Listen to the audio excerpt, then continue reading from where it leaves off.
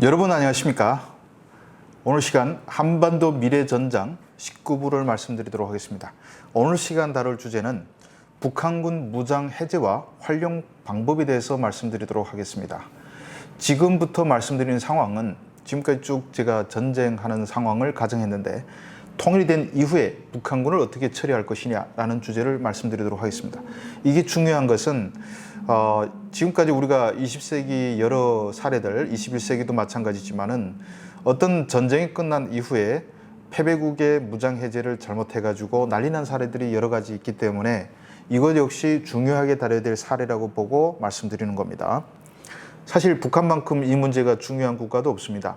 왜냐하면 북한은 인구 밀도로 따졌을 때 그만큼 인구 대비 군사 인원들이 많은 국가가 세계에 없습니다. 적어도 진짜 세계에서 유례를 찾아볼 수 없을 정도로 고도로 군사화된 국가입니다. 북한의 그 군인 숫자는 우리가 국방백서에는 북한군이 120만 명이라고 돼 있습니다. 그리고 보위부 보안서 이런 병력까지 포함하게 되면 200만 명의 병력을 유지하고 있다라고 우리 국방백서는 판단하고 있습니다. 하지만 제가 늘 말씀드리다시피 북한군 2천만 명에 200만 명의 무장 병력을 보유하고 있다는 것은 이건 상식적이지 않은 얘기입니다. 그래서 저는 북한군 병력을 80만 명 정도로 봅니다. 그렇긴 해도 80만 명 플러스 보위부 보안서 병력까지 포함하면 적어도 150만 명의 병력이 존재하고 있습니다. 이걸 어떻게 처리할 것이냐? 이거 처리 문제는 핵 문제 처리하는 것보다 훨씬 더 어렵습니다. 왜냐하면 핵 문제는 통일과 동시에 자연스럽게 끝나는 문제입니다. 국제사회가 통일 한국의 핵 보유를 용인하진 않겠죠. 그렇기 때문에 또 한국이 핵을 보유할 이유도 없기 때문에 핵은 유엔의 감시하에 폐기 수순을 밟는 것이 아주 자연스러운 것입니다.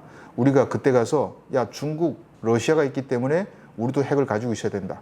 이 논리는 통하지 않죠. 중국, 러시아가 뭐 한국을 침공하겠다는 것도 아니고요. 그래서 그때는 핵은 폐기되는데 북한군은 어떻게 처리해야 될 것이냐. 아까 제가 세계 전쟁사에서 항복한 군대를 잘못 따라서 정말 난리난 가장 대표적인 국가가 이라크 아니겠습니까? 이라크 같은 경우는 미국이 이라크를 점령해가지고 2003년도에 그리고 이라크군을 해산시켜버렸습니다. 해산시켜버리니까 실업자된 군인들이 졸지에 반민 무장 세력이 되고요. 일부는 이슬람 국가 같은 극단적인 무장 세력이 주축이 돼가지고 결국 그것 때문에 미국이 대가를 톡톡히 치를 수밖에 없습니다. 저는 북한군 역시도 이거 잘하지 않으면 이들이 저항 세력이 될 수도 있다는 거죠. 북한군을 해산은 해야 됩니다. 왜냐하면 통일 한국에서 북한군이 존재한다는 것은 뭐 이유도 맞지 않고 그만한 안보 불안도 존재하기 때문에 해산하는데 해산하는 방법에 대해서 오늘 말씀드리는 거예요. 이 문제를 논할 때 제일 먼저 우리가 판단해야 되는 것이 통일 한국에서는 적정한 군사 병력이 얼마나 될 것이냐. 우리가 그때는 북한까지 흡수해서 인구가 한 7천만 명 정도의 국가가 됩니다. 이 정도의 국가에서는 상비적인 직업 군인들을 어느 정도 갖고 있어야 되는가라는 걸 판단했을 때 또 앞으로는 이게 점점 군인들이 없이 이게 기계 장비, 뭐 무인기, 드론 뭐 이런 것들이 많이 활용되고 무인 전투 장비들도 많이 나오지 않습니까? 그런 것까지 감안했을 때 한반도에서 개인적으로 우리가 유지하는 적정 군사력은 병력 한 50만 명이면 된다고 생각합니다. 물론 여기에 대해서는 이견이 있을 수 있습니다. 그리고 무장 장비 같은 경우에는 북한군에 뭐 쓸만한 게 뭐 있습니까? 이건 다 폐기 처분해도 됩니다. 북한군은 뭐 사실상 끝났다. 그리고 북한군 외에 보위부 안전부 같이 이런 무장 병력들은 어떻게 되냐. 보위성, 보안서 종사자들은 초모를 통해서 입대하는 것보다는 말하자면 체제에 대한 충성도를 검증받고 입대했고 또 지원 제도 많습니다. 그래서 보안성, 보위부 이쪽 병력들은 100% 무조건 해산해야 됩니다.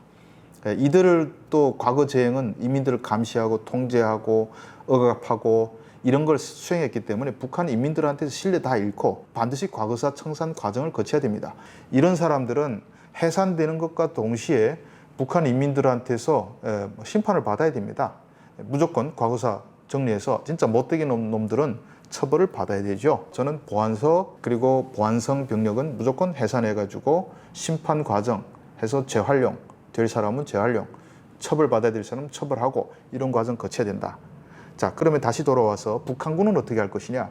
북한군은 갑자기 그 해산하게 되면 최소한 80만 명이죠. 갑자기 실업자가 돼요. 그때 가서 북한 지역에 갑자기 일자리가 막 엄청나게 늘어나는 상황도 아니고요. 그러면 이들은 해산되게 되면 당연히 불만을 품을 수밖에 없죠. 직업을 잃어버렸으니까. 물론 그렇다 해서 그것이 이라크만큼 크진 않을 겁니다. 왜냐하면 이라크군은 국가에서 봉급도 배급도 다 받았어요. 그런데 북한군은 뭐 국가에서 주는 게 뭐 있습니까? 이라크군은 국가에서 받는 거 가지고 생활 터전이 됐는데 북한군은 군관이 돼도 배급도 제대로 못 받아요. 뭐 병사들은 더 말할 것도 없이 거의 노예 상태로 10년 동안 강제 노동에 시달릴 수밖에 없는 그런 상황이었습니다.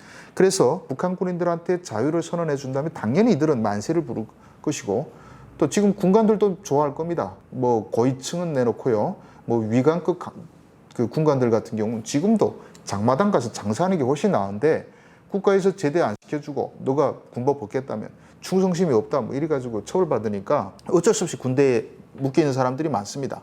그래서 저는 북한군은 자유를 주는 건 무조건 선호하는 사람들이 많은데 문제는 자유를 줘서 그 다음에 실업자가 되면 불만을 품는다는 거죠.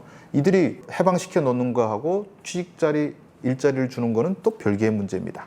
그래서 사회에 나가서 불만 세력이 된다 그러면 막 80만 명을 한꺼번에 풀어놓으면 이게 사회적 문제가 되는 거죠.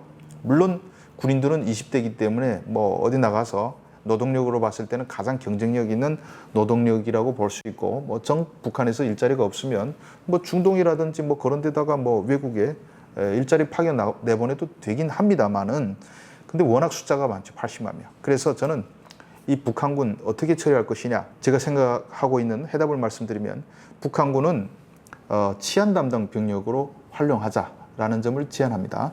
왜냐하면 북한군은 그나마 과거사에서 좀 깨끗하죠. 군부대 나와서 주둔지에 있는데 뭐 어떻게 인민들을 학대하고 처벌하고 한 경력은 없지 않습니까? 그래서 이들은 과거사에서 깨끗하고 두 번째로 김정은 체제가 붕괴되면 북한의 치안 문제는 아주 심각한 문제가 됩니다. 이게 북한 내부의 문제뿐만 아니라 한국과 이웃 국가들에도 엄청난 영향을 줄 수 있는 문제입니다. 북한이 치안이 불안하면 그러면 북한에서 수많은 난민들이 말이죠.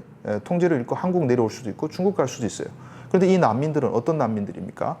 북한인 누구나 군대에서 다 훈련받은 사람들, 총기를 자유자재로 다룰 수 있는 사람들.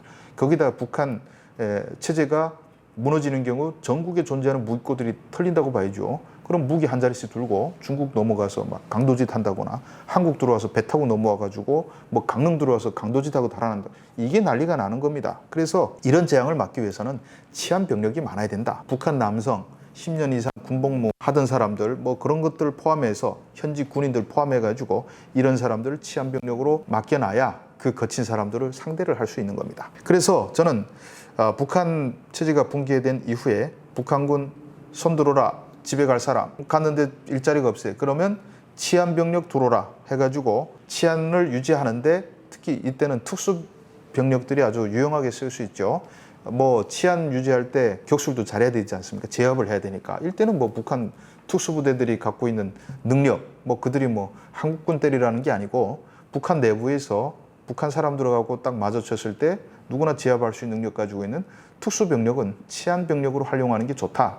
물론 그렇다 해서 부대 단위로 어느 여단 해제해가지고 어느 지역을 맡기는 게 아니고 이러면 이게 또 다른 문제가 되기 때문에 다 뜯어놔야 됩니다. 각 뭐 지역별로 분산시켜가지고 그 치안 병력의 지역별 치안 병력을 분산시켜서 활용하게 되면 북한 군부대 그리고 위협적인 특수부대를 우리가 없애는과 동시에 치안을 해결할 수 있는 일석이조의 효과를 낼 수 있다는 것이 제 제안이고요. 그래서 이런 경우에 아마 북한이 붕괴되면 유엔 평화유지군이 파병될 가능성이 높습니다. 그래서 유엔 평화유지군 산하에서 북한의 특수부대는 그 산하 치안 병력이 되는 게 좋다라고 볼 수 있습니다. 북한군 병력 80만 명 중에 우리가 또 고려해야 될 점은 여성 병력도 많습니다. 북한은 여성들도 군대에 많이 보내기 때문에 뭐 7년씩, 뭐 5년씩 이렇게 갔다 오지 않습니까? 최소한 80만 명 중에 20만 명 이상은 여성이라고 봐야 됩니다. 그 여성 군인들은 어떻게 해야 되냐? 이것도 역시 마찬가지로 고향에 가겠다는 사람들은 가고 그리고 뭐 치안 병력을 활용할 수 있는 사람들은 활용해야죠. 여성들은 많이 보내야죠. 우리 출산율도 안 좋은데 그 여성들을 그 한참 그 가임기의 나이에 25세까지 북한은 다 묶어두고 있지 않습니까? 그 뭐 집에 많이 보내가지고 하면 좋은 거죠. 나쁜 건 아니죠. 그리고 이 군대 복무하기에는 여성이 또 이게 신체적으로 이게 뭐 적합한 상황도 아니기 때문에 여성 군인들은 적극적으로 집에 보내고 치안군으로 남은 사람들은 먹고 살 수 있는 건 당연히 해결해 줄 거 아니겠습니까? 북한군에 있을 때는 배급도 제대로 못 받고 쩍하면 공사 현장 가서 삽질이나 시켰는데 새로운 통일한국에서는 치안만 잘 지키면 밥 주고 먹여주고 뭐 우리 말하자면 말단 공무원 정도의 대우를 해주게 되면 북한군은 당연히 충성을 할 수밖에 없습니다. 그러면 치안 담당 부대는 어느 정도 유지하면 되냐? 한국의 경우에는 우리 경찰 병력이 지금 우리가 한 12만 명 좀 안 되게 있습니다. 경찰이. 우리 인구를 따져봤을 때 420명의 치안 병력이 한 명이 있습니다. 한국은. 선진국은 좀 많아요. 300명당 한 명입니다. 그러니까 한국은 치안 병력이 좀 적죠. 대신 우리 군대가 많으니까 그렇죠. 근데 북한은 김정은 체제가 붕괴된 이후에 극도의 사회적 혼란을 겪을 가능성이 높기 때문에 저는 선진국 이상으로 많은 치안 병력들이 필요하다고 봅니다. 한국에 비해서 거의 5배 정도는 많아야 된다고 봅니다. 한 100명에 한 명씩 두고 있죠. 뭐 그들 봉급 주고 월급 줄 돈이 없는 건 아니니까 그 정도는 우리가 감안한다고 보면 북한은 한 30만 명의 치안 병력이면 앞으로 일어날 일탈들은 무기고가 붕괴됐다고 가정되는 한에서 진짜 무장 세력들이 무장 강도들이 이런 게 엄청 많단 말이죠. 그래서 5배 정도는 해줘야 된다. 30만 명 정도의 치안 병력을 유지한다고 해서 뭐 이들이 몽땅 뭐 경찰관일 필요는 없습니다. 한 10만 명은 무장 경찰 개념으로 유지하면 됩니다. 중국처럼.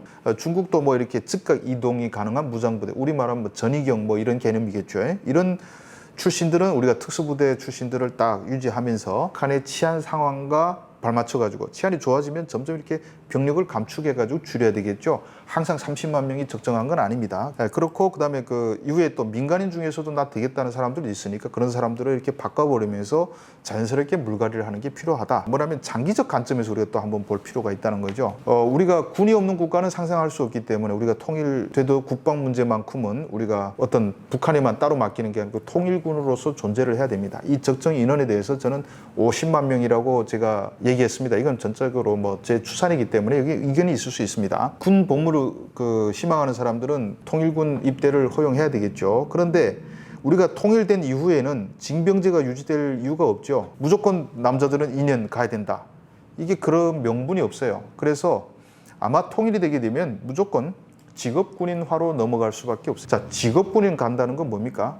자, 군에 입대하면 봉급을 받아가지고 산다는 개념을 의미합니다. 근데 지금 현재로서 병사들이 처우가 많이 됐지만 뭐 우리가 하사관들의 처우는 많이 개선 안 돼서 지금 문제가 되고 있는데 어차피 군에 들어가 있는 사람들 처우를 사회에서 어느 그 삼성전자 다닌 사람은 해줄 수는 없는 거예요. 공무원 기준에 맞춰서 하다 보면 어쨌든 우리 기준에서 봤을 때 한국 기준으로 봤을 때 군 자리가 그렇게 우리가 사명감 뭐 이런 거 다 떠나서 월급 수준만 놓고 봤을 때는 그렇게 매력적인 자리가 아닐 수가 있습니다. 한국 사람들한테는. 그런데 북한 사람들한테는 다른 거죠. 통일한국군에도 하면 군 봉급 체계는 같아야 되니까 그때는 뭐 북한 사람이라 해서 봉급 적게 줄 수는 없습니다. 만약 그런 일자리가 낮아서 직업군인을 한다 그러면 아마 그 직업군대는 우리가 그냥 통제를 안 한다 그러면 100% 거의 뭐 100% 북한 사람들로 채워질 가능성이 상당히 높습니다. 북한에서는 정말 꿈의 자리가 통일군 복무가 아니겠습니까? 가난한 나라들을 우리가 네팔이랑 이런 데 보면 구루카 한번 가겠다고 완전히 그 입시학원 비슷하게 그 훈련 주고 하는 게 많지 않습니까? 그런 것처럼 북한군이 막 들어와서 직업군인 다 차지할 수 있어요. 북한 사람들이. 저는 이거는 절대 막아야 된다고 생각합니다. 왜냐하면 통일군이 북한 사람들로 채워지게 되면 위험해요. 나중에 쿠데타 일으키면 한국 다 먹어버리고 그러면 이게 통제가 안 됩니다. 여기서 우리가 최소한 통일군은 북한군 인원수대로 우리가 힘들더라도 인구 비례대로 만드는 게 중요합니다.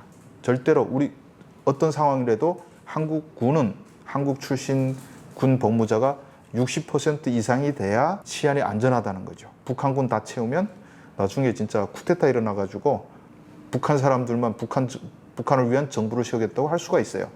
이런 상황 막아야 되기 때문에 직업군인화가 된다고 해도 반드시 북한 출신의 직업군인 숫자는 일정한 한계를 벗어나지 못하게 해야 되는 것이 우리 안전을 위해서 아주 중요하다라는, 그러니까 우리 안전뿐만 아니라 한반도의 안정을 위해서 아주 중요한 것이라고 볼 수 있습니다. 자, 이렇게 통일 이후에 우리가 북한군 처리 문제 그리고 통일군 어떻게 어느 정도로 만들 것이며 통일군에서 북한 출신의 비율은 어떻게 해야 되는가. 그리고 북한군 해산했을 때 이 병력을 한 30만 명만 치안으로 돌리고 나머지 자원자들 50만 명 집에 보내게 되면 우리가 이라크에서 겪었던 것 같은 극심한 혼란이 없이 북한군 병력 정리는 할 수 있다. 이 점을 말씀드렸습니다. 자, 이상 19부를 말씀드리고 다음 20부가 마지막입니다. 다음 시간에 뵙도록 하겠습니다. 감사합니다.